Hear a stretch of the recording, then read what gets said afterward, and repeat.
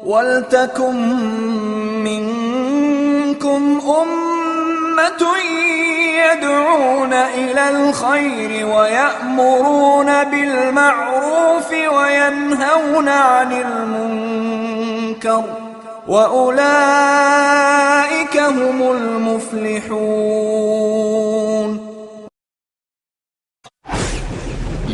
لماذا تركستان؟ ما معنى تركستان؟ أين تقع؟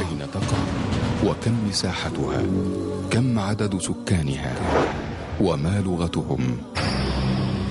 متى دخلها الإسلام؟ ومتى تحولت إلى مسلمة؟ وماذا عن بعض معالمها؟ وماذا عن ثرواتها؟ وما آخر أخبارها؟ تركستان إلى أين؟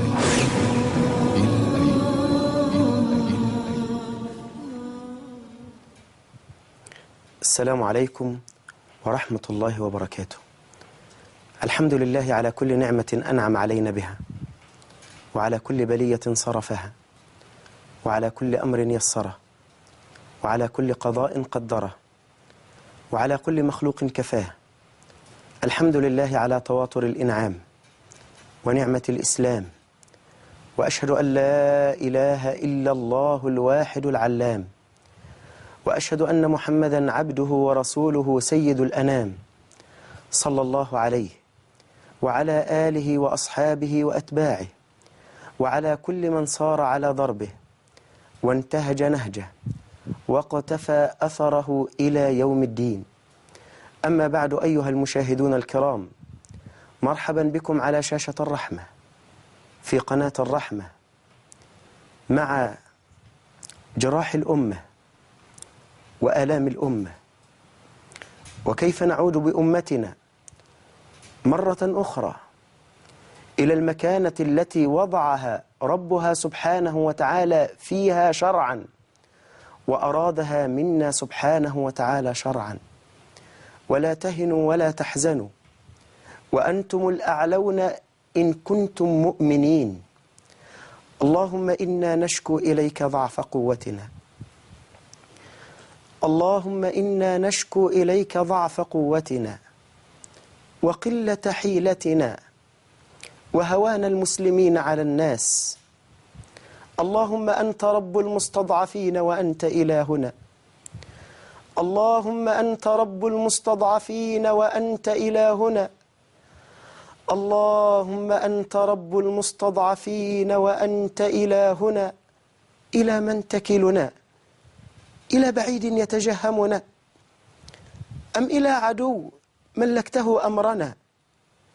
إن لم يكن بك علينا غضب فلا نبالي، نسألك بنور وجهك الذي أشرقت به الظلمات وصلح عليه أمر الدنيا والآخرة، ألا تنزل بنا غضبك وألا يحل علينا سخطك. لك العتبة حتى ترضى، ولا حول ولا قوة إلا بك. إن الموضوع الذي نريد أن نتكلم عنه في هذه الحلقة إننا سنتناول فيه لماذا تركستان؟ نعم، لماذا تركستان؟ تركستان امتداد للأمة الإسلامية في آسيا الوسطى. يقول ربنا سبحانه وتعالى: لا عن مسلم في مصر ولا موريتانيا ولا في الصين ولا في السعودية ولا في إفريقيا ولا في دول أوروبا، إنما قال الله عن الأمة كلها: إن هذه أمتكم أمة واحدة وأنا ربكم فاعبدون. وفي آية: وأنا ربكم فاتقون. قال رب العالمين سبحانه وتعالى: إنما المؤمنون إخوة. نتكلم عن تركستان لأن هناك أخواتنا، إخواننا، شيوخنا، أولادنا، بناتنا، لأن النبي المصطفى صلى الله عليه وسلم قال: إن المؤمنين أو مثل المؤمنين في توادهم وتراحمهم وتعاطفهم كمثل الجسد الواحد، كمثل الجسد الواحد. إذا اشتكى منه عضو تداعى له سائر الأعضاء بالسهر والحمى. هذا عن لماذا تركستان؟ ما معنى تركستان؟ كلمة تركستان كلمة مركبة، ترك وستان. كلمة ستان معناها أرض أو محل أو بلد، فإن هذه الأرض يسكنها الأتراك، فهي محل الترك أو بلد الترك أو أرض الترك. هذا معنى كلمة تركستان. أين تقع وكم مساحتها؟ وأما عن أين تقع وكم مساحتها فتعالوا بنا لنرى أين تقع تركستان. تركستان الشرقية ها هي بهذه المساحة التي ترونها على خريطة صغيرة. تركستان امتداد للأمة الإسلامية في آسيا الوسطى، يحدها من الشمال روسيا ومنغوليا، وأما من الشرق الصين، وأما من الجنوب فعندك باكستان وعندك كشمير وعندك التبت، وأما في الجزء الغربي فعندك تركستان الغربية التي انقسمت إلى قازقستان وأوزبكستان وأخواتها الخمس حينما دخلها الروس ووزعوها إلى جمهوريات. هل تعلمون أيها المشاهدون الكرام أن تركستان هذه مساحتها من مساحة الصين تساوي خمس مساحة الصين؟ 1,828,417 كيلو متر مربع. أكبر دولة في دول أوروبا فرنسا. تركستان تعدل من مساحة فرنسا 3 أضعاف لفرنسا. مساحة تركستان تبلغ 17 مرة أو ضعفا للمجر. تركستان هذه كما ذكرت لكم مساحتها واسعة، فهذا عن موقعها وعن مساحتها. متى دخلها الإسلام ومتى تحولت إلى مسلمة؟ نعم، متى دخلها الإسلام؟ اختلف المؤرخون في مسألة دخول الإسلام إلى تركستان، فمنهم من يقول إن الإسلام قد دخلها في عصر عثمان بن عفان رضي الله تعالى عنه على يد الصحابي الجليل الحكم ابن عمرو الغفاري. وأغلب المؤرخين كصاحب المنتظم والكامل والبداية والنهاية وغيرهم يقولون إنما دخلها الإسلام على يد البطل قتيبة بن مسلم الباهلي في سنة 69 من الهجرة. دخل الإسلام على يد قتيبة، دخل الإسلام على يد قتيبة ابن مسلم. إذن عندنا أيها المسلمون قولان. القول الأول أن عثمان بن عفان فتحت تركستان على عصره على يد الحكم ابن عمرو الغفاري، والقول الثاني الذي عليه أغلب المؤخرين أو المؤرخين هو أن تركستان فتحت على زمن بعد عبد الملك في خلافة الوليد بن عبد الملك في سنة 69 من الهجرة. ودخلها الإسلام ودفع القوم الجزية وخضعوا تحت حكم الإسلام إلى أن وصلنا إلى سنة 233 تقريبا من الهجرة، حينما أسلم أحد السلاطين الذي يسميه البعض ستوك أو ستوف برغخان. هذا الرجل لما أسلم في هذه السنة أسلم معه في نفس السنة ما يقرب من 200 خيمة، يعني ما يقارب 1,000,000 نسمة، رجال الدولة وأبناؤها. وتحولت تركستان إلى دولة إسلامية من سنة 233 هجريا. احنا في 1430. ظلت 10 قرون ما يقرب من 1000 سنة، 10 قرون على الإسلام كدولة مستقلة قبل أن يحدث الموضوع الذي نريد أن نتحدث عنه. هذا عن أمر تركستان. أما عن عدد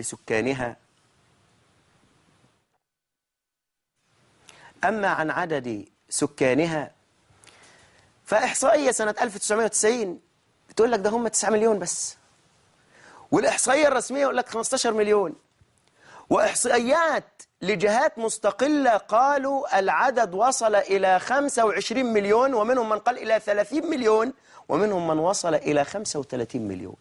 لو قلنا 25 مليون، المسلمون في الصين كلها 100 مليون، من عدد تعداد الصين 1,300 مليون، 1,300 مليون. هذا عن عدد سكانها. هذه البلد تركستان لو علمتم عن ثرواتها وعن الوضع الذي وضعه الله سبحانه وتعالى فيها لعلمتم. وماذا عن بعض معالمها؟ وماذا عن ثرواتها؟ عن معالمها وعن ثرواتها ماذا أقول؟ هل يا ترى أتكلم على 40 نهرا بداخل تركستان، منهم نهر واحد يبلغ 1600 كيلومتر، 1600 كيلومتر نهر واحد في تركستان، ولذلك أغلب تركستان من الفلاحين، الأرض خصبة للزراعة، هناك زراعة كما سنسمع. أم أتكلم عن البترول والغاز الطبيعي؟ لا أبالغ، البترول والغاز الطبيعي في تركستان على مساحة تبلغ 740 ألف كيلومتر. احتياط البترول بداخل تركستان 8 مليار طن. احتياط البترول داخل تركستان 8 مليار طن. عن مساحة الفحم حدث ولا حرج، فإن مساحة الفحم والذي يستخرج من الفحم ما يقرب الاحتياطي حوالي 2 تريليون، يعني ما يعادل نصف ما يخرجه الصين تقريبا في تركستان فقط. إن تكلمنا عن اليورانيوم وما فيها، إن تكلمنا عن ثرواتها المتعددة من المعادن، كل المعادن الموجودة في الصين، كل الصين 148 معدن، منهم 114 بتستخرج من تركستان. عن مناجم ذهب في أكثر من 58 منطقة لاستخراج الذهب والفضة، يخرج ما يعادل سنويا ب 360 كيلو. ده هذا عن بعض ثرواتها. وما آخر أخبارها؟ تركستان إلى أين؟ آخر أخبارها في القرنين الماضيين حينما احتلتها الصين في سنة 1759 تقريبا، دخلوا واحتلوها، لكن صمد الشعب التركستاني بالفعل، وأرادوا أن يخرجوا هؤلاء القوم وأن يخرجوهم من بلدهم، فإن البلد إسلامية وإن الدولة مستقلة إسلامية. وحدث ذلك بالفعل سنة 1863. ثم بدأت الروس تنطلق، الاتحاد السوفيتي ينطلق لكي يحتل تركستان الغربية، فخافت بريطانيا آنذاك من التشعب للاتحاد السوفيتي، بل أخذ الاتحاد السوفيتي آنذاك بعض حدود من تركستان الشرقية، وتركستان الشرقية والغربية اللي مقسمة الآن أوزبكستان وقازاقستان وهذه كانت بلد واحدة سواء الشرقية أو الغربية. روسيا مع الشرقية، والصين دخلت على تركستان الشرقية. ساعدت بريطانيا الصين لكي تحتل هذه البلد، لكن هل سكت الشعب التركستاني؟ لا، ثورات عارمة ويقومون، أكثر من 42 ثورة وطنية ويقومون،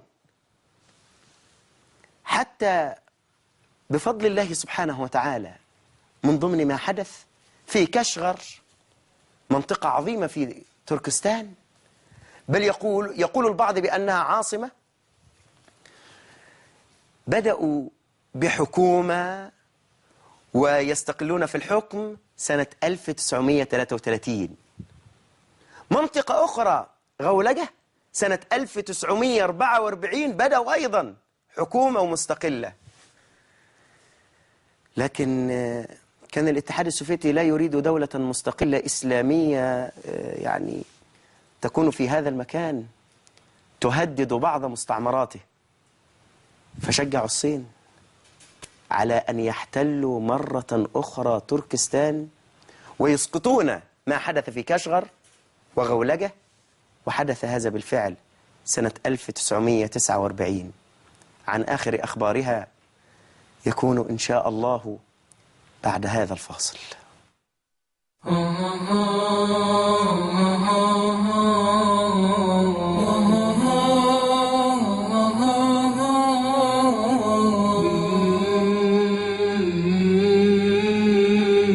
لمن أشكو هموم المسلمين وقد أدمى فؤادي ما لقينا، لمن نشكو الخصوم وهم قضاة، هم الجلاد يهوى الحكم فينا، دماء المسلمين بكل واد على أيدي الطغاة المجرمين، وفي كل البلاد لنا عدو يكن الغدر والحقد الدفينا، سلوا إخواننا في الصين ماذا دهاهم من جنود الملحدين، مذابحهم تشيب لها النواصي، لأن القوم كانوا مؤمنين، وساقوهم كأنعام الأضاحي إلى القتل الرهيب مقيدين، جريمتهم بأرض الصين دين هو التوحيد، نعم الدين دينا.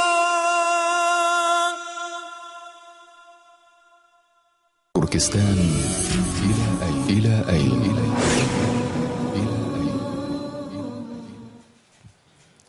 الحمد لله والصلاة والسلام على رسول الله صلى الله عليه وعلى آله وصحبه وسلم، وبعد.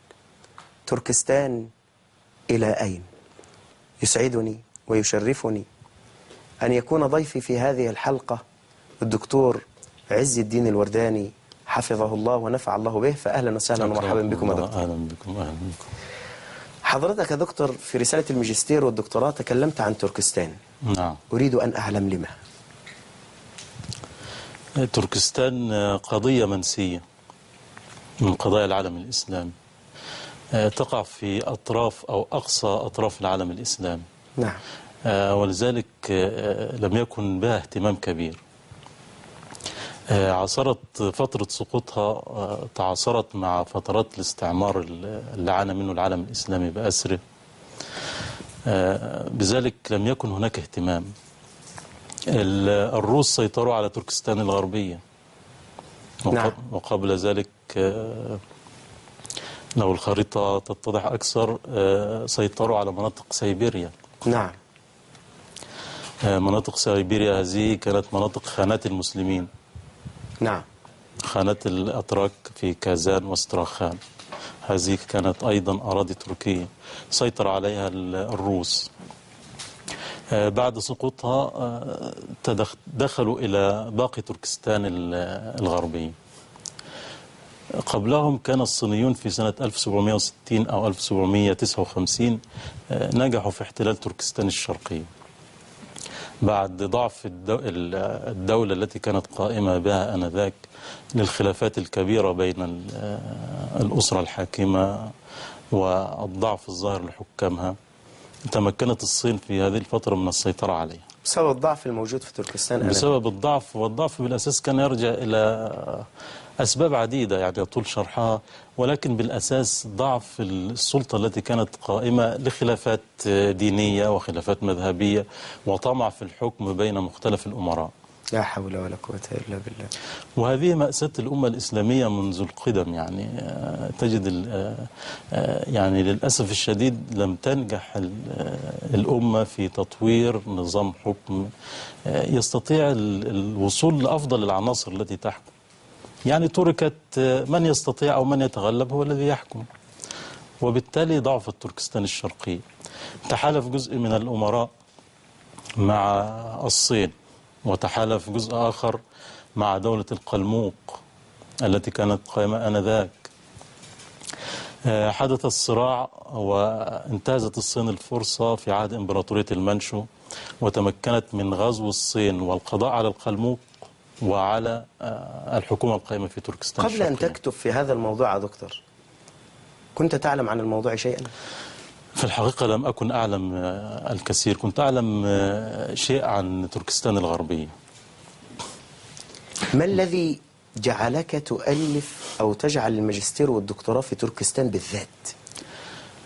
في الحقيقة كانت يعني مسألة قدرية. أنا كنت انتهيت من دبلومة في الدراسات الآسيوية. نعم. وكنت أنوي التسجيل للماجستير، فكنت أقرأ ليلة كنت أريد أن أقابل أستاذي الدكتور محمد حرب للتناقش معه في موضوع لأسجل فيه رسالة الماجستير، وكنت أقرأ في مجلة السياسة الدولية، فوجدت عنوان اسمه على ما أذكر تركستان الشرقية والصين. نعم. تركستان الشرقية، الصراع الصيني التركستاني ومستقبل تركستان الشرقية. هذا كان منذ حوالي 9 سنوات. نعم. قرأت الموضوع وعلمت أنني أحسست أنني لا أعلم عن الموضوع شيء. نعم. قابلت الدكتور حرب أكرمه الله، وقدرا طرح علي موضوعين. كان الموضوع الأول الشيشان وتركستان الشرقية. قلت له أنا بالأمس قرأت مقالكم عن تركستان الشرقية وأريد أن أعمل في هذا الموضوع. نعم. فرحب الرجل وهو من العلماء المتخصصين في دراسة العالم التركي، وبدأت رحلة الماجستير. وكانت هناك صعوبات كثيرة في المسألة لضعف المعلومات عن تركستان الشرقية وقلة المراجع والتعتيم الإعلامي المفروض على القضية التركستانية من قبل الصين. الصين كنظام حكم شيوعي يفرض ستارا حديديا على المسألة، على المسألة التركستانية، لأن الصين تعاني من مشاكل عديدة ليس في تركستان الشرقية فقط، ولكن في التبت، في منغوليا، في منشوريا، لديها كثير من المشاكل. بعد الانتهاء من الماجستير يعني أردت أن أكمل، يعني أكرم الله الدكتور رأفت الشيخ الأستاذ والعالم الكبير، كنت أريد أن أخذ الموضوع ككل من 1760 حتى الوقت الحاضر. بداية الاحتلال 1760 أنا كنت أخذ الموضوع، يعني أريد أن أخذ الموضوع كحماس، أريد أن أخذه حتى الوقت الحاضر، حتى وقت التسجيل. قال لي الموضوع طويل، أفضل أن تأخذ الموضوع من 1760 أو من سنة سقوطها في أيدي الصينيين حتى سيطرة الحزب الشيوعي الصيني على الحكم في الصين بأسرها. أنا أريد أن أتعرف أنا والمشاهدون كيف وقعت التركستان في أيدي الصينيين. قلت لحضرتك أن تركستان وقعت تحت حكم الصين في العام 1760 تقريبا بالتحديد، بعد نجاحها على السيطرة على تركستان الشرقية بأسرها. نعم. كانت دولة القلموق وهم من الأتراك الوثنيين قائمة في ذلك الوقت،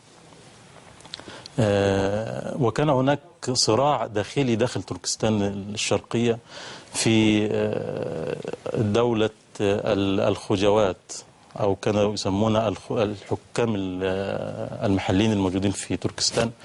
بعد انهيار الدولة السعيدية حكم الصوفية الخجوات أو المعلمين. نعم. طبعا كانوا فرقتين منقسمين. الأمراء هناك يريدون، كل يريد السيطرة على الحكم في منطقته بالأساس وعلى الوضع في داخل تركستان الشرقية. صدق الله، ولا تنازعوا فتفشل نعم. وتذهب ريحكم. تحالف بعض الأمراء مع الصينيين وتحالف الآخر مع القلموق. نعم. وبدأوا صراع فيما بينهم. كان الحكم في الصين في ذلك الوقت الحكم الإمبراطوري في عهد إمبراطورية المانشو. نعم. التي بدأ حكمها 1644 حتى 1911. تمكنت إمبراطورية المانشو من اكتساح تركستان الشرقية ودولة القلموق. وكانت الحرب من القسوة والضراوة، بحيث يعني أبيد قسم كبير من القلموق وقتل مئات الآلاف من المسلمين في تركستان الشرقية. نعم. الصينيون يتميزون بالقسوة في التعامل مع الآخر. لو ذكرت لنا بعض صور الاضطهاد هناك. الاضطهاد يبدأ من بداية سيطرة الصين. الصين تعلم جيدا، أو الصينيون يعلمون جيدا، أن تركستان الشرقية ليست أرضا صينية، ويعني جغرافيا يتم التفرقة ما بين أمرين: الصين الأصلية والصين الخارجية. الصين الأصلية وهي البلاد التي خلف سور الصين العظيم. نعم. الصين الخارجية تشمل مستعمرات الصين، وهي منغوليا الداخلية، نعم. تركستان الشرقية، التبت، ومنشوريا. وهذه المناطق الحدودية الأربعة تمثل أكثر من نصف مساحة الصين. نعم. الصين حينما دخلت تركستان تريد أن تفرض حضارتها، تريد أن تفرض قيمها، تريد أن تخضع المسلمين التركستانيين أو المسلمين الأتراك هناك في داخل تركستان. الأتراك يتميزون كثيرا بالحمية وبالصلابة وبالعناد، يعني بسهولة لا يتنازلوا عن عقيدتهم، عن هويتهم، عن قيمهم الثقافية بصفة عامة، يصعب جدا التنازل عنها. وبالتالي كانت يعني تحدث اضطهادات كبيرة في كافة المجالات. في مجال مثلا الدين، حقيقة لم يعني الاضطهاد الديني كان موجودا، بمعنى أنك أنت الحظر على الهوية الدينية نفسها. نعم. إظهار هويتك هذا ممنوع. في فترة الحكم المنشوري كانت الأمور تجري رويدا رويدا، يعني خطوة خطوة. نعم. بمعنى بدأ الصينيون لمحاولة استيعاب تركستان أو التركستانيين داخل الحضارة الصينية أو دمجهم داخلها. بدأت تقيم ما سمي بالمدارس المنشورية. نعم. كان لها زي خاص وسمت خاص، ومثلا الشعر بضفيرة، ملابس خاصة. استخدمت هذه المدارس لتصين أبناء النخبة الحاكمة، سواء صينيين أو من التركستانيين الذين استخدمهم الاحتلال الصيني لحكم تركستان الشرقية أو للمساعدة في حكم تركستان الشرقية. كان هؤلاء أبنائهم يدخلون المدارس لتعليمهم اللغة الصينية، قيم الحضارة الصينية، أي مساعدة تقدم من خلال هذه المدارس كانت تمثل إضافة لوجود الحضارة الصينية نعم. داخل تركستان الشرقية. بعد انهيار إمبراطورية المانشو سنة 1911 وقيام الثورة الصينية بزعامة سون يات سين، قامت الحكم الجمهوري أو حكم الكومنتانج في الصين سيطر على تركستان، ولكن كان في بدايته كان ضعيفا، لم يستطع السيطرة سيطرة كاملة. أنا أريد أن أعود إلى كلامك بعد هذا الاتصال من الدكتورة ماجدة. تفضل. السلام عليكم ورحمة الله وبركاته. وعليكم السلام ورحمة الله وبركاته. أهلا وسهلا. أهلا وسهلا دكتورة ماجدة. أهلا بيك. بارك الله فيك. شكرا يا فندم. حضرتك يعني تعلمين القضية التي نتحدث عنها، نتكلم عن تركستان القضية المنسية. تمام يا فندم. والذي أريده الآن يعني من حضرتك أمام جميع المشاهدين، هل ساهمت تركستان في نسيج الحضارة الإسلامية؟ بالطبع، يعني تركستان يعني أكاد أقول أن كل علماء البارزين الذين خدموا الحضارة الإسلامية والثقافة الإسلامية والفقه والتفسير والحديث هم من تركستان تركستان بشكل عام، سواء الشرقية أو الغربية. نعم. فالحضارة الإسلامية يعني مدينة بالفضل الكبير إلى علماء تركستان في جميع فروع الثقافة والمعرفة الإسلامية. نعم. فضلا عن شق العمارة اللي هي التركستانية بخصائصها المعروفة وزخارفها ونماذجها التي ما زالت قائمة إلى اليوم، هي بلا شك بتمثل إضافة للحضارة الإسلامية. الحقيقة أن علماء تركستان لم يكتبوا تراثهم باللغة الأيغورية، دي مسألة أود توضيحها، اللي هي لغة أتراك تركستان الشرقية، لكن كانت كتابتهم في الأغلب باللغة العربية. نعم.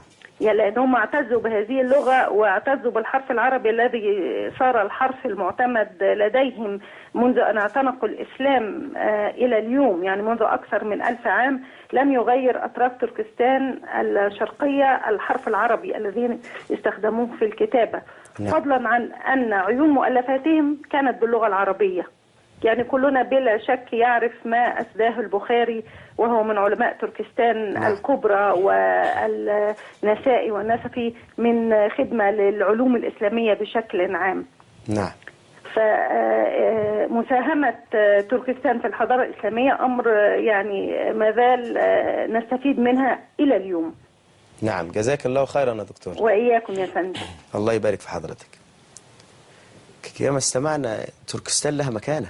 نعم. بل وأثرت في الحضارة الإسلامية كما سمعنا. نعم. أريد أن أرجع إلى كلامك دكتور. تفضل.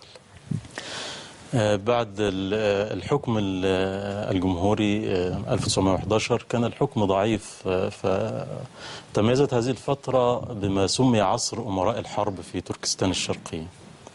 بل لم يكن في تركستان الشرقية فقط، كان في عموم الصين، بمعنى أن استطاع العديد من الجنرالات حكم تركستان الشرقية حكما شبه مستقل عن الصين.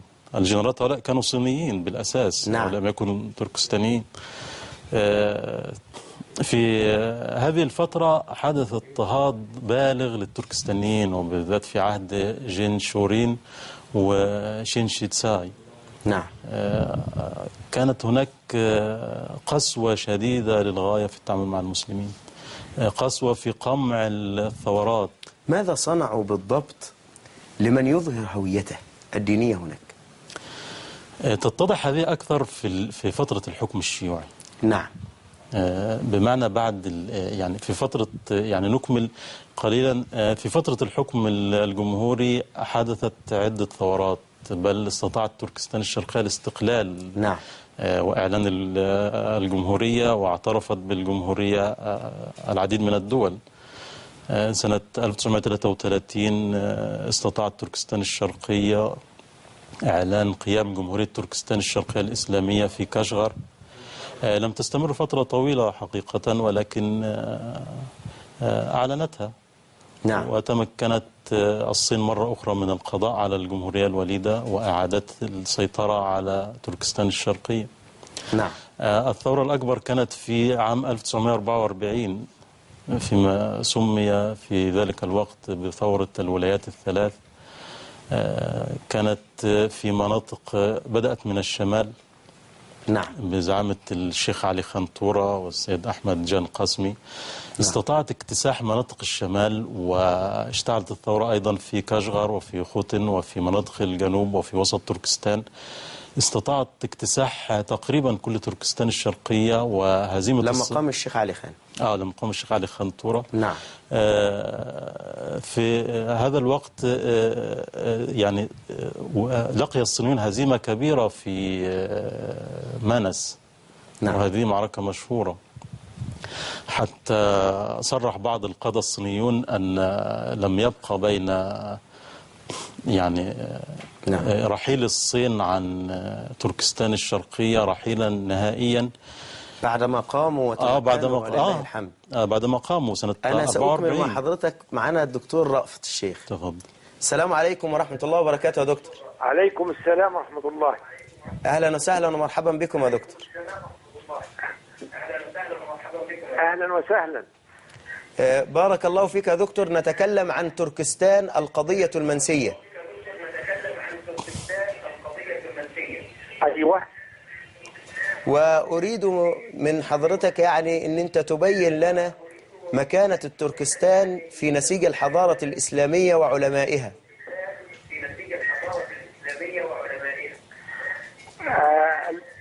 إن شاء الله. يعني أنا سعيد بهذا اللقاء ويسعدني أن ابني وتلميذي الدكتور عز الورداني الماثل أمامنا في الشاشة هو ضيفكم النهاردة، وهو يعني أحمد الله أنه أول مصري يعد رسالة عن تركستان الشرقية. نعم. في ماجستير، درجة الماجستير ودرجة الدكتوراه بإشرافي في معهد الدراسات الآسيوية، وأنا سعيد به جدا لأنه من الطلاب الممتازين ومن العلماء في وسط آسيا الذين نفخر بهم. بالنسبة لتركستان لابد أن نفرق بين تركستان الشرقية وتركستان الغربية. فتركستان كانت كلمة تركستان تعني بلاد الأتراك أو أراضي الأتراك، تركستان.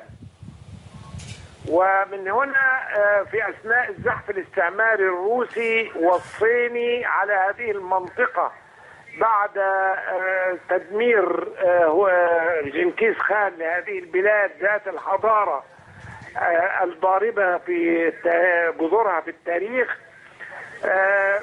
انقسمت تركستان إلى قسمين: قسم يخضع للصين عرف بتركستان الشرقية، وقسم يخضع لروسيا وعرف بتركستان الغربية. وكلا القسمين خرج منهما علماء ما زلنا نفخر بهم حتى الآن. وكما ذكرت الأخت الزميلة الأستاذة الدكتورة ماجدة مخلوف، علماء تركستان الكبرى مثل البخاري ومسلم والنيسابوري والخوارزمي والزمخشري وابن سينا وغيرهم من الذين ما زلنا نفخر بعلمهم ونستفيد بهم حتى الآن.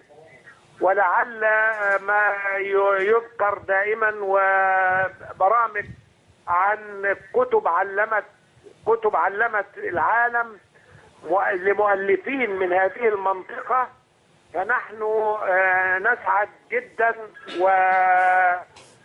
ونتمنى أن لهذه المنطقة المنسية أن تكون في قلوب كل مسلم وكل عربي. نعم. ويهمني أن أتحدث عن نقطة أخيرة، وهي إذا كانت الحضارة الإسلامية قد تمثلت في مظاهر كثيرة في تركستان، فإننا نقول أن تركستان الشرقية التي تصدى لدراستها ابننا وتلميذنا الدكتور عز الورداني هذه تحتاج فعلا إلى إلقاء أضواء كثيرة بعد أن تخصص كأول مصري في هذا الموضوع. وإن كان هناك بعض المحاذير من ناحية جمهورية الصين الشعبية باعتبار أنها حاولت أن تطمس الهوية الإسلامية في هذه المنطقة، منطقة تركستان الشرقية، بأن غيرت اسمها من تركستان الشرقية إلى إقليم سينكيانج. نعم. حتى لا تأتي عبارة تركستان العربية الإسلامية وتذكر بأنها جزء من العالم الإسلامي الذي أسهم في الحضارة الإسلامية على مدى العصور، وخاصة اعتبارا من القرن الثاني عشر الميلادي والثالث عشر وحتى الآن. نعم. وأنا أشكر لقناة الرحمة اهتمامها بهذا الموضوع، وهذا ليس غريب عليكم في أن يعني تميط اللثام عن قضايا إسلامية منسية، أو يعني هناك حساسية من تناولها حتى لا نغضب الصين، باعتبار أن جمهورية الصين تعتبر تركستان الشرقية إقليم من أقاليمها، وأن ما يحدث فيها شأن داخلي، ونحن لا نعترض على أنه شأن داخلي، ولكننا نعترض عن الممارسات التي تتم ضد المسلمين هناك. نعم. ليس فقط من الأمن الصيني، ولكن من قبائل الهان الذين نقلتهم حكومة بكين إلى هذا الإقليم حتى يقللوا من كثافة المسلمين في إقليم تركستان الشرقية. نعم. بل ونقل وتهجير تركستانيين من هذا الإقليم إلى مناطق أخرى حتى لا يكونون أكثرية في إقليمهم هذا، خاصة أنهم لا ينسون بلدهم وإسلامهم ولغتهم التي كتبوا بها تراثهم، وإن كانوا يتحدثون باللغة الأوغورية. جزاك الله خيرا يا دكتور وبارك الله فيكم. أعود للدكتور عز. اللي هو بداية أنا أقدم الشكر للأستاذي الكريمين أستاذ الدكتور رأفت الشيخ. نعم. والأستاذة الدكتورة العالمة الكبيرة أستاذة ماجدة مخلوف. نعم. على يعني إسهامهم في البرنامج وإسهامهم في هذه الدراسة وتفاعلهم مع القضية تفاعلا صادقا. نعم. جزاهم الله خيرا. أمين يا رب. وجزاكم جميعا خيرا. أكرمكم جميع المسلمين. نكمل يا دكتور. تفضل. وماذا عن تركستان؟ نحن وصلنا إلى ثورة 1944. نعم. قلنا أن أحد القادة الصينيين قال لم يبقى بين رحيل تركستان الشرقية، رحيل الصينيين عن تركستان الشرقية وفراقهم تركستان الشرقية فراقا نهائيا إلا 120 كيلومتر. نعم. 120 كيلومتر يمثلوا المسافة ما بين نهر منس وأورمجي. نعم. العاصمة في ذلك الوقت. كان هناك رحيل كبير للصينيين بعد انهيار القوات الصينية وهزيمتها في معركة منس، ولكن تحالف الروس مع الصينيين وضغطوا على الثوار لإنهاء الثورة. بعد ما كانت شبه استقلت تقريبا أعلنوا الجمهورية، خلاص قيام جمهورية تركستان الشرقية سنة 1944. 1944. نعم. توقفت القوات عند منس وضغط الروس لعدة أمور. نعم. كان الروس في ذلك الوقت تمكنوا تمكنا تاما من السيطرة على تركستان الغربية. نعم. وكنا وصلنا للحكم العهد الشيوعي أو العهد السوفيتي في الاتحاد السوفيتي السابق. الروس خشوا من قيام جمهورية إسلامية أو تركية في تركستان الشرقية تهدد. نعم. وتثير مشاعر الأتراك في تركستان الغربية اللي هي قسمتها خذتها وقسمتها. قسمتها، يعني الروس أو المستعمرون عموما يعتمدون مبدأ فرق تسد. نعم. 5 جمهوريات. 5 جمهوريات. نعم. وجمهوريات قبلية وجمهوريات متداخلة، يعني تجد في الخرائط في وسط آسيا تتداخل قبائل القازاق مع قبائل القرغيز في الحدود. نعم. وتوجد امتدادات مثلا للقرغيز والقازاق في داخل تركستان الشرقية، بمعنى أن هناك وحدة كاملة أو أن هذه أمة واحدة. كان في اتصال. نعم. وكذلك الروس خشوا من إقامة هذه الجمهورية، معناه إثارة مشاعر، وستكون مشاعر قوية. خشيوا من ذلك، ولذلك أرادوا أن يساعدوا الصين في أن يحتلوها مرة أخرى. نأخذ هذا الفاصل لأذان العشاء ثم نعود إن شاء الله تعالى. وصلى الله وسلم وبارك على النبي محمد وآله وصحبه وسلم، وسلام الله عليكم إلى أن نعود إن شاء الله. الحمد لله والصلاة والسلام على رسول الله صلى الله عليه وعلى آله وصحبه وسلم، وبعد. صمد الشعب التركستاني ووقف أمام الصين، وبدأ يتحرك الشيخ علي خان، ودخلوا على كشغر، ودخلوا على الغلجة، وما بقي للصين إلا ما يقرب من 120 كيلو فقط. لكن أرادت روسيا من الصين ما نسمعه من الدكتور. تفضل يا دكتور.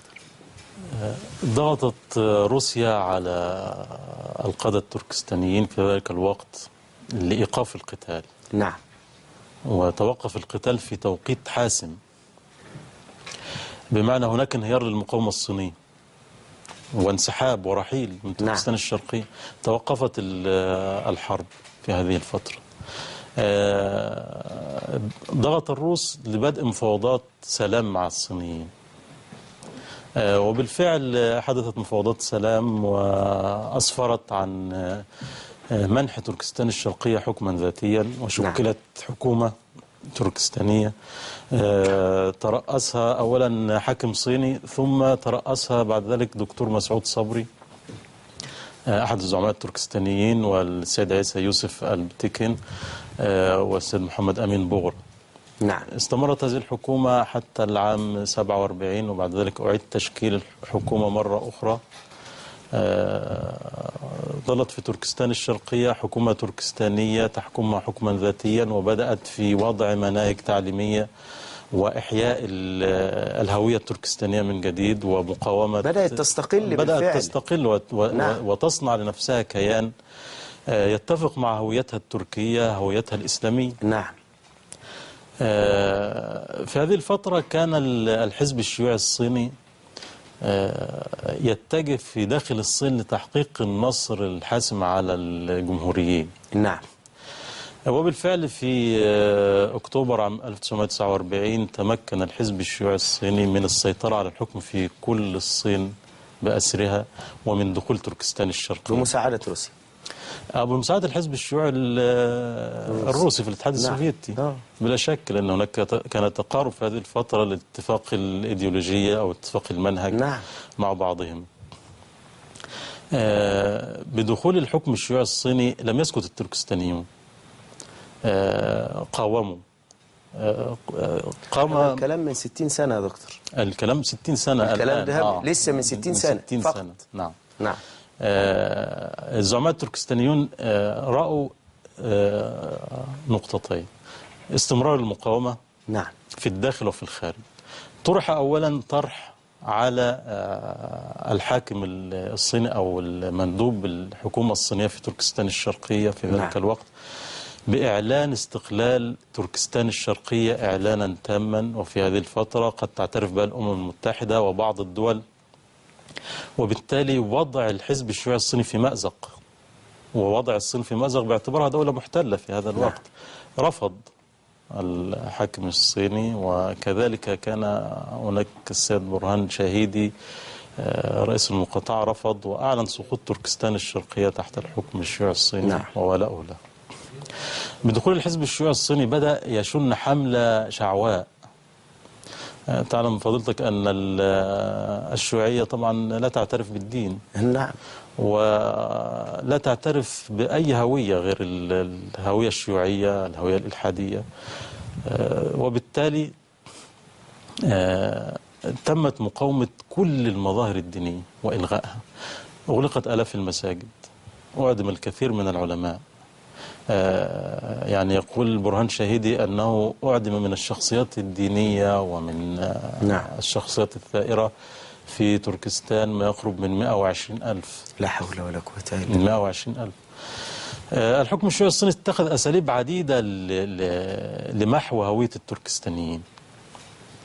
بمعنى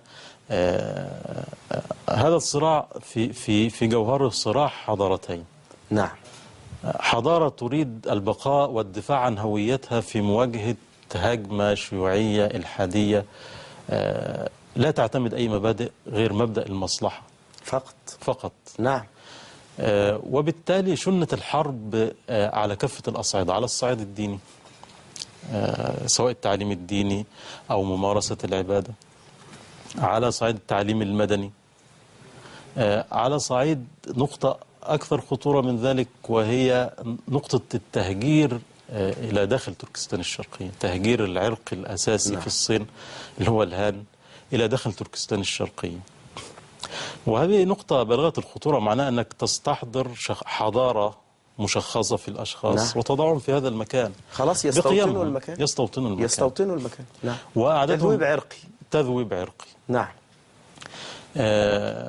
طبعا اعتمد الشيوعيين على عدة أشياء، يعني كانوا يقومون بحملات دعائية ضد الدين. كان العلماء يهانون، تقام لهم دورات تثقيف عن الشيوعية، ومن يخالف أو يبدي ثبات في مناظرات أو في المناقشات يعدم. نعم. لو تعلم الآن أن المساجد ممنوع دخولها لما دون 20 سنة. نعم. لابد من البطاقة على الباب. وكذلك الأئمة مكلفون بالبحث في هوية الداخلين. لا حول ولا قوة. ومن يقل عمره عن هذا يمنع. طب بالطبع لا توجد دروس دينية في المساجد كما يوجد مثلا في سائر العالم الإسلامي. وهذا أمر طبيعي في الحضارة الإسلامية، المسجد مدرسة. وبالتالي إلغاء دور المسجد، يغلق، تصادر الأوقاف الإسلامية، وكانت مصادر كبيرة للتمويل النشاط الديني سواء مدارس دينية أو المساجد. ألغيت الأوقاف الإسلامية. لا حول ولا قوة. ألغي التعليم الديني سواء مدرسي أو في المسجد. ألغي صور كثيرة من كثيرة جدا جدا. يعني توجد تقارير كثيرة وواضحة لمنظمات حقوقية مستقلة تشرح هذه الأمور. أنا في نهاية هذه الفقرة دكتور أريد يعني أن تخبرنا ما المتوقع عند بعض المفكرين ولدى حضرتك في الأيام المقبلة. الأيام المقبلة القليلة الصين يعني تقمع أي تحرك تركستاني. نعم. يعني لو تعلم حضرتك الحادثة التي يعني أثيرت حولها هذه المشاكل كلها حدثت في مقاطعة جواندونج في جنوب الصين. نعم. هذه المقاطعة هجر إليها أو رحل إليها آلاف العمال التركستانيين، وهذا يتفق مع تقارير حقوق المنظمات الحقوقية مثل منظمة العفو الدولية. نعم. لو نظرنا مثلا في تقرير المنظمة لعام 2008، هذا التقرير يشرح أن الحكومة الصينية التقرير يغطي الفترة من يناير إلى ديسمبر 2008. نعم. يشير إلى مواصلة السلطات الصينية تهجير أعداد متزايدة من الهان. نعم، بداخل تركستان. الهان هو العرق الأساسي في الصين أو أكبر قومية نعم. داخل الصين. الصين تشكل من 56 قومية، أكبرها الهان يمثلوا تقريبا 1,200,000,000. نعم. تواصل تهجير أعداد متزايدة من الهان إلى تركستان لمواجهة ما يزعم أنه نقص العمالة، بينما أرسلت أعداد كبيرة، لاحظ، النساء والشابات والفتيات الأيغوريات، قدرت بما يزيد عن 200,000 فتاة. نعم. للعمل في المصانع في شرق الصين، وكثيرا ما يتم ذلك بضغط من السلطات المحلية، وتعاني المهجرات من أوضاع حياتية قاسية ويعملن بأجور متدنية. نعم. تم تهجير العاملات يذهبن نظرا للفقر الشديد الذي يعاني منه التركستانيون. نعم. فقط داخل الإقليم، بالرغم من الثروات الهائلة داخل البلد. يذهبن أو يذهب الرجال أيضا للعمل داخل الصين. الحادثة احتكاك ما بين العمال. هاجم الصينيون الأيغور في مصنع للعاب الأطفال هناك. قدر أعداد القتلى، التقارير متضاربة، 20 2 400. التقارير متضاربة، والحقائق دائما داخل الصين لا يمكن الحصول عليها بسهولة. نعم. الصينيون داخل تركستان الشرقية طالبوا في مظاهرة سلمية ترفع العلم الصيني، طالبوا بالتحقيق المستقل في المسألة ومحاسبة المخطئين. يسألوا عن ذويهم وهذا حقهم. أين هم؟ أين هم؟ وكيف يعني تذهب هؤلاء الفتيات؟ نعم. كيف يذهبن إلى داخل الصين؟ وفضلتكم تعلم نظرة الحضارة الإسلامية للمرأة وتكريمها للمرأة والحفاظ عليها في السفر وفي العمل وفي غير ذلك. يأخذونها إلى هذا المكان ولا ندري أين هم. ولا تدري ما الذي يحدث لهن. نعم. طلبوا بمعرفة ما الذي حدث. حاصرت الشرطة الصينية المظاهرة وأطلقت الرصاص عليها.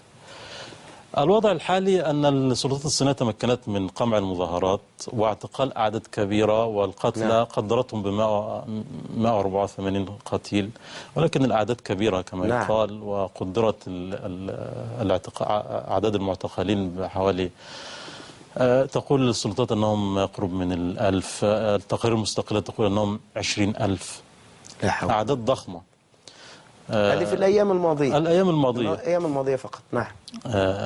ولكن تمكنت من قمعها وهدأت الأوضاع، ولكن هدأت بضغط صيني واضح.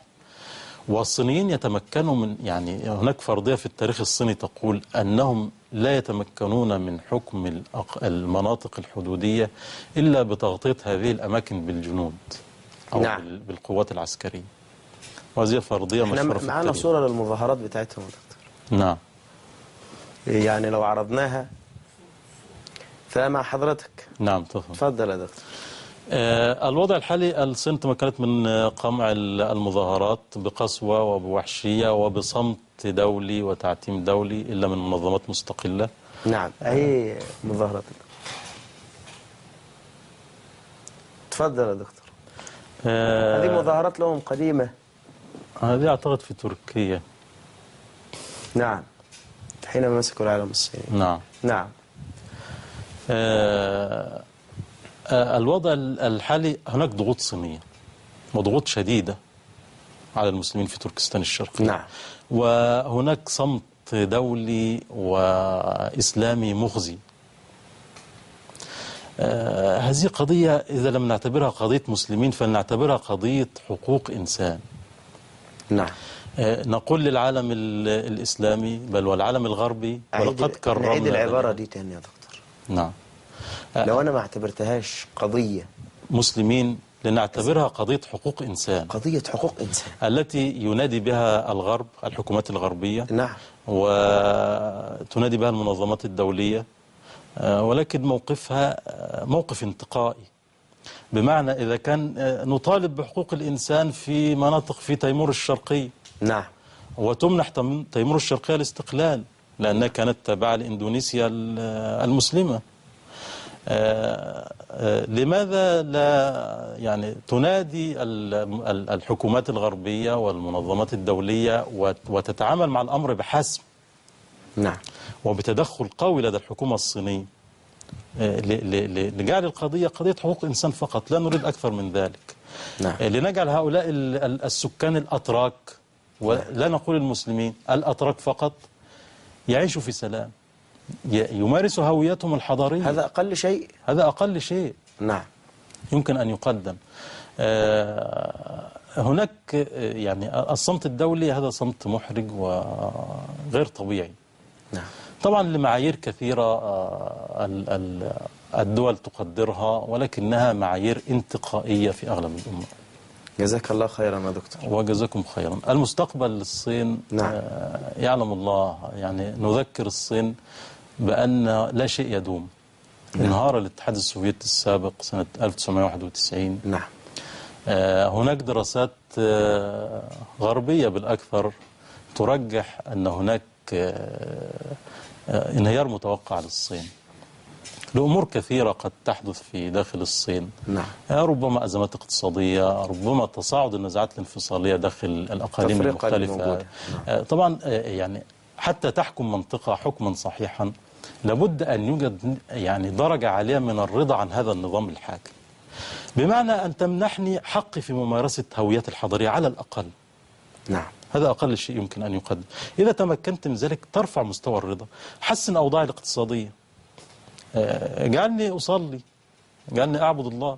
أما أن أكون صائم وتفرض علي أن أفطر في رمضان، أن أفطر في رمضان. نعم. أن تقام مأدبة في مكان العمل لمعرفة من يصوم من يصوم. نعم. هناك انتهاكات خطيرة في مسألة تحديد الناس. نعم.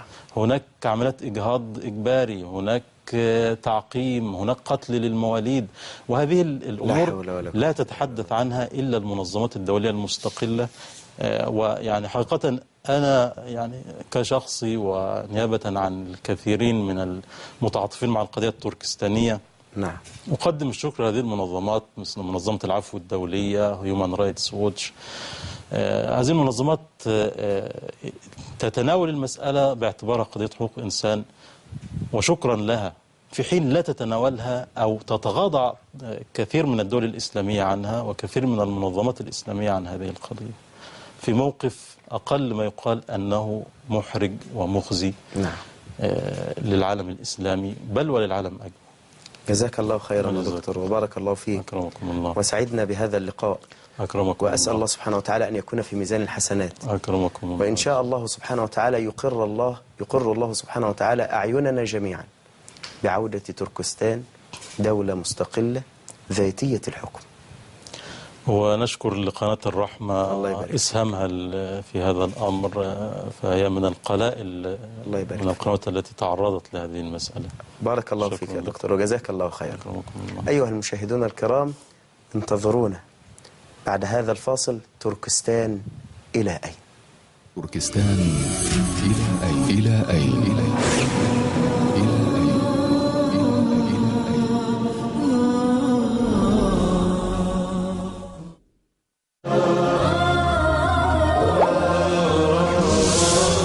سنعود بإذن الله.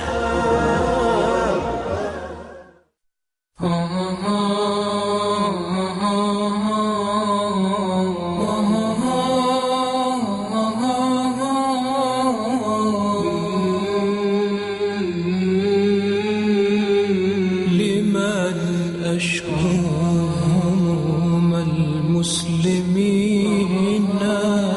وقد أدمى فؤادي ما لقينا، لمن نشكو الخصوم وهم قضاة، هم الجلاد يهوى الحكم فينا، دماء المسلمين بكل واد على أيدي الطغاة المجرمين، وفي كل البلاد لنا عدو يكن الغدر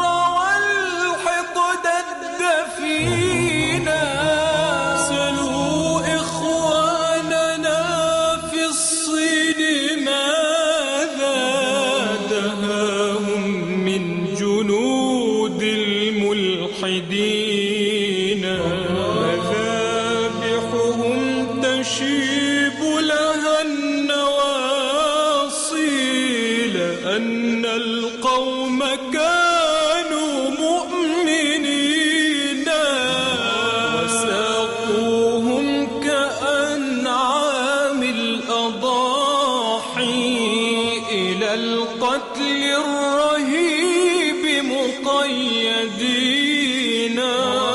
جريمتهم بأرض الصين دين هو التوحيد.